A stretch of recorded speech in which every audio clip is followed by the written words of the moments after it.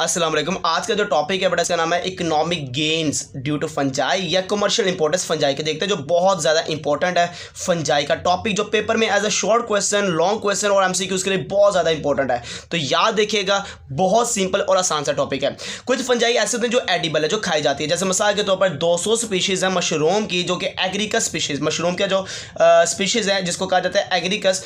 200 species मेरे बच्चे आज खुराक के तौर पर खाई जाती है। मोरल जो कि फंजाई की मेरे बच्चे देखा जाए, जिसका नाम है मोर्सेला एस्कुलेंटा, ये भी एज अ हम फूड के तौर पे एडिबल है, ये भी खाई जाती है। ट्रॉफल्स जो कि ट्यूबर स्पीशीज़ है, ये भी आज एडिबल है, जो कि खुराक के तौर पे खाई जाती है। और आपने याद रखना है कभी भी खेतों में जाते हुए किसी मशरूम को खा नहीं लेना, क्योंकि आपको पता नहीं है कि ये एडिबल है, ये एडिबल नहीं है। अगर आपने नॉन एडिबल खा ली तो मेरे बच्चे आपकी डेथ भी हो सकती है, क्योंकि कुछ ऐसे मशरूम है जो बीवेयर करें कि वो पॉइजनस मशरूम है, जिसकी एग्जाम्पल है टोर्सोल। जो टोर्सोल है, जिसका साइंटिफिक नेम या टोर्सोल की जो टाइप्स, सॉरी साइंटिफिक नेम क्या दिया, इसकी जो टाइप्स है वो डेथ कैप है, डेथ एंजल, जिसका नाम क्या है एमानिटा। ये जो एमानिटा है ये बेसिकली देखा जाए ये पॉइजनस मशरूम है।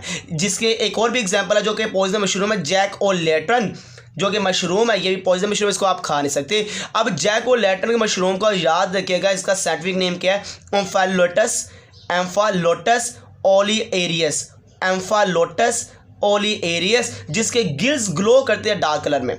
याद रखिए ये एमसीक्यू बड़ी पेपर में बड़ी दफ़ा आ चुका है, जो कि बुक में एक छोटे से स्टेटमेंट के नीचे लिखा हुआ है ओम्फालोटस ओलिएरियस, जो कि साइंटिफिक नेम है जैक ओ लेटर का, जिसके गिल्स क्या करते हैं डार्क में।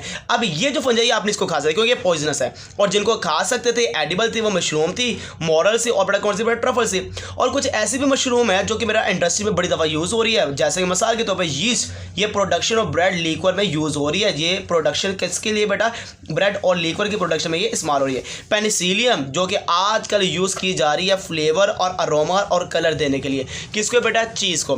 तो चीज़ को अगर फ्लेवर, अरोमा और कलर आपने देना है तो बहुत ज़्यादा यूज़ किया जाता है इंडस्ट्री के अंदर, जिसका नाम क्या बेटा, पेनिसिलियम है। इसी तरह बेटा देखा जाए एस्परगिलस, ये एस्परगिलस फर्मेंटेशन में इस्तेमाल होती है। फर्मेंटेशन से किसको बनाया जाता है, सोया सॉस और सोया पेस्ट को। और मेरे बच्चे सोया सॉस और सोया पेस्ट किससे बनता है, सोयाबीन से बनता है। और ये किस प्रोसेस से बनता है, फर्मेंटेशन से बनता है। और एस्परगिलस से ही मेरे बच्चे सिट्रिक एसिड भी हासिल होता है। अब सिट्रिक एसिड मतलब तुरश, जैसे कि किनुओं के अंदर, माल्टों के अंदर, जैसे आपका से संतरे के अंदर जो तुरश जायका है वो सिट्रिक है। और जो सिट्रिक एसिड है वो अक्सर देखा जाए फंजाई से हम लेते हैं, और उसका नाम क्या बेटा, एस्परगिलस स्पीशीज़ है। अब मेरे बच्चे बहुत इंपॉर्टेंट पोर्शन शुरू होने वाला है, जो कि आपने मद्देनजर रखना। पेपर में बड़ी दफ़ा एमसीक्यूज और शॉर्ट क्वेश्चन में पूछा जा चुका है कि फंजाई से कौन कौन सी एंटीबायोटिक्स हासिल होती है। पहली एंटीबायोटिक्स पेनिसिलिन है बेटा, ये फर्स्ट एंटीबायोटिक है जो डिस्कवर की थी फ्लेमिंग ने। और याद रखना कहाँ से हासिल होती है, पेनिसिलियम नोटेटम से। मैं जेंडर का नाम बोल रहा हूँ, पेनिसिलियम नोटेटम से पहली एंटीबायोटिक्स बनी थी, जिसका नाम क्या बेटा, पेनिसिलिन। एक एंटीबायोटिक्स है लोवास्टैटिन, और ये भी फंजाई से हासिल होती है। लोवास्टैटिन का काम क्या है, लोअर करना, कम करना ब्लड कोलेस्ट्रॉल को, ब्लड का जो कोलेस्ट्रॉल लेवल उसको कम करना। यह अक्सर जो कोलेस्ट्रॉल के पेशेंट होते हैं वो इसको यूज़ करते हैं, लोवास्टैटिन को। उनको पता होना चाहिए कि एंटीबायोटिक्स ये फंजाई से हासिल हुई है, क्योंकि बेटा ये क्या करती है, ब्लड कोलेस्ट्रॉल को कम करती है। साइक्लोस्पोरिन मेरे बच्चे याद रखना, ये यूज़ होती है ऑर्गन ट्रांसप्लांटेशन। जब भी लिवर की ट्रांसप्लांटेशन होती है, किडनी की ट्रांसप्लांटेशन होती है, जब भी किसी की ट्रांसप्लांटेशन होती है, ये एंटीबायोटिक्स दी जाती है, ताकि वो ट्रांसप्लांट की रिजेक्शन ना हो सके, वो मेरे बच्चे ट्रांसप्लांटेशन में कोई ख़राबी ना आ सके, उसकी प्रॉब्लम से बचने के लिए जो एंटीबायोटिक्स दी जाती है उसका नाम क्या बेटा, साइक्लोस्पोरिन है।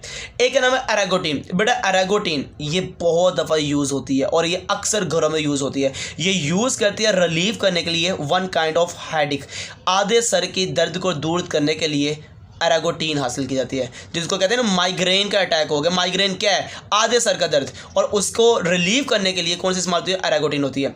एक बेटा एंटीबायोटिक्स का नाम है ग्रासियोफल्विन। और बड़ा ग्रासियोफल्विन क्या है, एक ऐसी एंटीबायोटिक्स है जो इनहिबिट करती है फंगल ग्रोथ को। फंजाई की जितनी भी ग्रोथ है उसको रोकने के लिए ग्रासियोफल्विन मेरे बच्चे एंटीबायोटिक्स यूज़ होती है, और ये भी ग्रासियोफल्विन हमने कहाँ से ली बेटा, फंजाई से लिया। इसी तरह जो फंजाई है, जैसे आपको पता है कि फंजाई बहुत ज़्यादा जेनेटिक बायोलॉजिकल रिसर्च में यूज़ हुई है, बहुत ज़्यादा यूज़ हुई है। अगर जो चौथा मैंने पॉइंट बताया, जेनेटिक बायोलॉजिकल रिसर्च में ये यूज़ हुई है, जिसमें सबसे इंपॉर्टेंट नाम आता है यीस्ट का। सुनिए, यीस्ट को इतनी अहमियत क्यों दी गई, वजह क्या है? क्योंकि इसकी रैपिड जनरेशन, बड़ी जल्दी से अपने जनरेशन को ये बना लेता है, अपने जनरेशन को जल्दी से प्रोड्यूस कर लेता है। Rapid increasing pool of genetic and biochemical information, बड़ी तेज़ी से जेनेटिक पूल और या बायोकेमिकल इंफॉर्मेशन के लासे ये बड़ी तेज़ी के साथ अपने आप को बढ़ाता है, रैपिड इंक्रीज करता है। ये फर्स्ट यूकैरियोट है जो कि यूज़ किया था जेनेटिक इंजीनियर। जितने भी जेनेटिक इंजीनियर है, सबसे पहले किसके ऊपर काम किया था? पहला यूकैरियोट किसका था, कौन सा था, सॉरी, उसका नाम क्या था बेटा? वो यीस्ट था।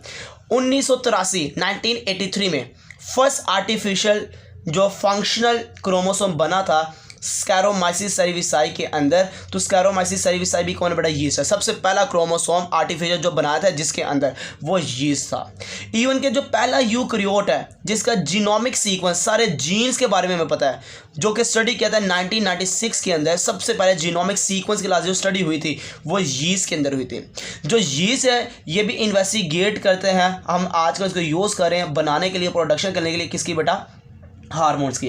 तो हार्मोन्स की प्रोडक्शन के लिए जिसके ऊपर इन्वेस्टिगेट किया जा रहा है वो भी कौन है बेटा? यीस्ट है। अब एक छोटी सी टॉपिक, छोटा सा पॉइंट जो कि पढ़ने के बाद हम इसको ख़त्म करेंगे। एक का नाम है न्यूरोस्पोरा। ये पिंक ब्रेड मोल्ड है, पिंक ब्रेड मोल्ड, जो कि आजकल यूज़ हो रहा है जेनेटिक रिसर्च के अंदर। तो जेनेटिक रिसर्च के अंदर पिंक ब्रेड मोल्ड को इस्तेमाल किया जा रहा है जिसका नाम क्या बेटा? न्यूरोस्पोरा है। और इवन जेनेटिक रिसर्च के अंदर दूसरा जो जेंडर मैंने बताया उसका नाम क्या बेटा? वो यीस्ट कहलाता है। ओके बेटा, अल्लाह हाफिज़।